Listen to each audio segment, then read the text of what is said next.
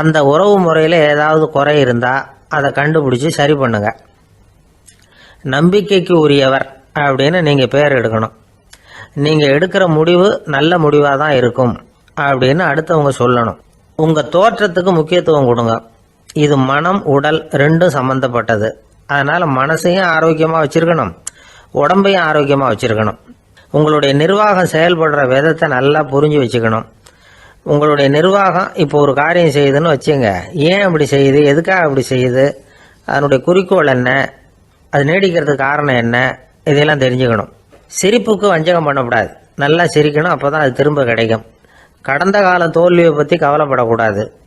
முதலாளி விருப்பம் தெரிஞ்சு நடந்துக்கிறது நல்லது தான். அதுக்காக காக்கா பிடிக்கணுங்கிற அவசியம் இல்லை. உங்களுக்கு ஒரு பொறுப்பான வேலை கிடைக்குது, உடனே சத்தம் குழப்பம் அப்படின்னு சூழ்நிலையை இறுக்கமாக ஆக்கிடக்கூடாது.